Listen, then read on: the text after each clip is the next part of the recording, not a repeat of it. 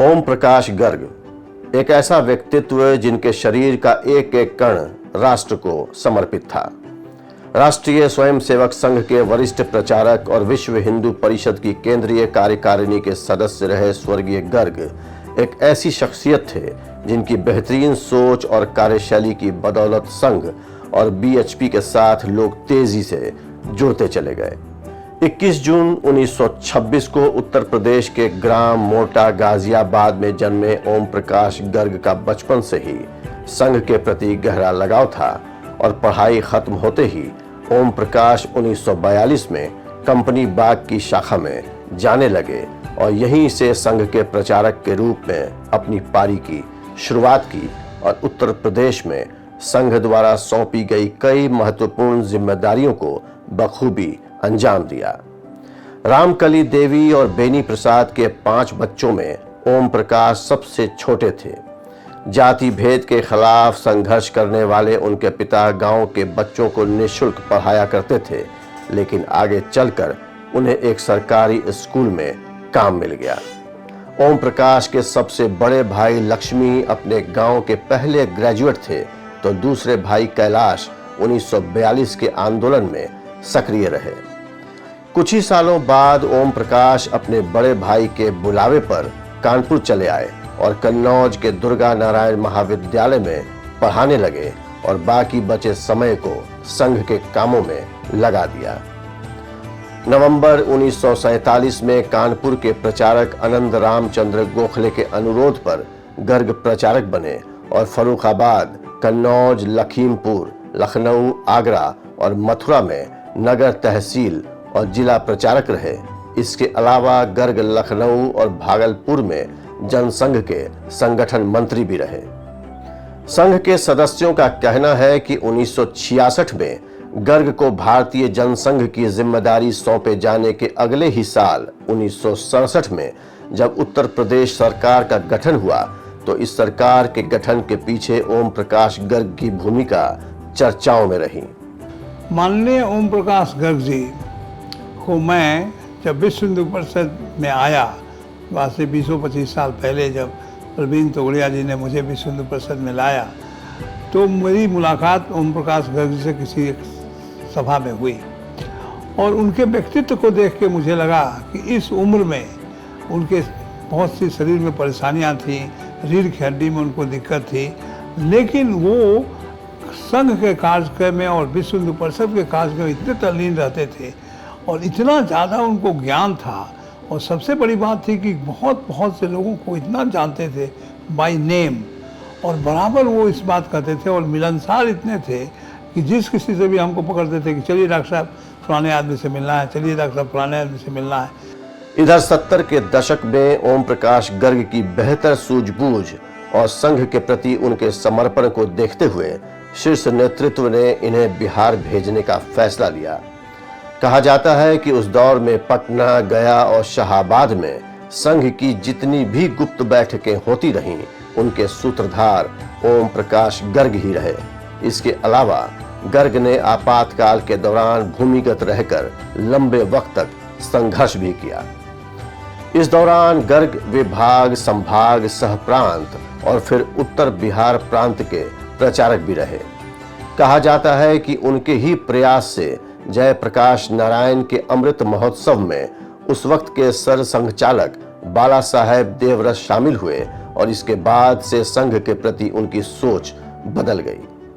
1980 में ओम प्रकाश गर्ग बिहार में आरएसएस के प्रांत प्रचारक बने और पूर्वांचल शिशु संगम के दौरान पटना के गांधी मैदान में 5000 बच्चों के ठहरने का सफल आयोजन करने के लिए तत्कालीन पटना के कमिश्नर राधा सिंह ने उनकी सराहना की और उनकी तुलना आजाद शत्रु से की।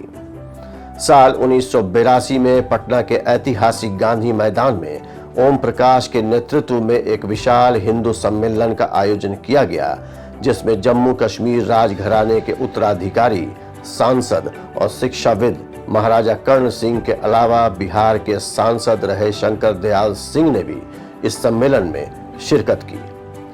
गर्ग के सफल नेतृत्व में आयोजित इस सम्मेलन को राष्ट्रीय स्तर पर पहचान भी मिली। 1992 में ओम प्रकाश गर्ग संघ की गतिविधियों के सिलसिले में नेपाल गए और वहां हिंदू स्वयंसेवक संघ के प्रचारक के रूप में कई वर्षों तक काम किया और इस दौरान उन्होंने नेपाली और हिंदी साहित्य के समन्वय में भी सक्रिय भूमिका निभाई। नेपाल में चीन की शह पर वामपंथियों और अमेरिकी सहयोग से ईसाई मिशन का काम बढ़ रहा था। ऐसे में ओम प्रकाश ने शाखाएं बढ़ाई और इस पर नियंत्रण का प्रभावी प्रयास किया। साथ ही जयेंद्र सरस्वती के प्रवास के दौरान इन्होंने राजा वीरेंद्र से मिलकर उन्हें इसकी जानकारी भी दी। देश के सीमावर्ती क्षेत्रों में एक विशेष वर्ग की बढ़ती गतिविधियों को देखते हुए गर्ग को साल 2000 में सीमा जागरण मंच की जिम्मेदारी सौंपी गई, जिसका केंद्र लखनऊ था। गर्ग ने गांवों में मंदिर और महापुरुषों की मूर्तियां लगवाईं, साथ ही सरस्वती शिशु मंदिर और ग्राम सुरक्षा समिति का गठन भी किया। उस दौरान लखीमपुर जिले में महाराणा प्रताप की भव्य प्रतिमा का अनावरण सरसंघ चालक मोहन भागवत जी ने ही किया था। अपने बेहतर कामों के जरिए लगातार सुर्खियों में रहने वाले ओम प्रकाश गर्ग को साल 2005 में विश्व हिंदू परिषद ने बड़ी जिम्मेदारी सौंपी और अनेक महत्वपूर्ण दायित्वों का निर्वहन करने के बाद साल 2010 में इन्हें विश्व हिंदू परिषद का राष्ट्रीय महामंत्री बनाया गया। लेकिन अपनी बढ़ती उम्र को देखते हुए गर्ग ने अपनी इच्छा से त्याग पत्र दे दिया और केंद्रीय कार्यकारिणी के सदस्य बन गए। कहा जाता है कि ओम प्रकाश गर्ग के प्रयासों के कारण ही पटना में विश्व हिंदू परिषद के क्षेत्रीय कार्यालय की शुरुआत भी हुई। ओम प्रकाश गर्ग को 1948 और 1975 के प्रतिबंध के दौरान जेल भी जाना पड़ा। 1948 में बस से कायमगंज जाते समय इनकी गिरफ्तारी हुई और गर्ग को पहले फर्रुखाबाद और फिर बरेली की जेल में रखा गया, लेकिन जून 1949 को इन्हें रिहा कर दिया गया। आपातकाल के दौरान अप्रैल 1976 में गर्ग दानापुर से मीसा के तहत गिरफ्तार हुए और उन्हें फुलवारी शरीफ कैंप जेल में रखा गया। ट्रेन के साधारण डिब्बे में बैठकर यात्रा करने वाले इस असाधारण व्यक्तित्व का 96 साल की उम्र में 6 नवंबर 2021 को पटना के एक निजी अस्पताल में निधन हो गया। अपने जीते जी दधीची देहदान समिति के अनुरोध पर स्वर्गीय गर्ग ने स्वेच्छा से अपना शरीर और नेत्रदान का संकल्प लिया था। ओम प्रकाश जी अपने बीमारी के दिनों में कब कुछ अच्छे होते थे, फिर खराब होती थी तबीयत, अच्छे होते थे तो कुछ कुछ बात करते थे। एक दिन उन्होंने हमसे बुलाया और उन्होंने कहा कि डॉक्टर साहब, मैं एक बात आपसे कहना चाहता हूँ। वो क्या? तो मैं देह दान करना चाहता हूँ। जैसे ही उनका देहावसान हुआ, मैंने सबसे पहले उनके आँख का जो कोर्निया का डोनेशन होता है वो करवाया, जो नर्सिंग होम में ही कराया। और उसके बाद फिर उनका पार्थिव शरीर विजय निकेतन गया, जहाँ से हमने फिर विजय देहदान दधीची देहदान सेंटर को कवर करके उनका सारा उनका जो पार्थिव शरीर था उसको इंदिरा गांधी इंस्टीट्यूट में डिपार्टमेंट ऑफ एनाटॉमी में हम लोगों ने दान किया, जहाँ की उनके शरीर पर मेडिकल छात्र डिसेक्शन करके कुछ सीखे और समाज के लिए बहुत बड़ा कल्याण का काम हुआ।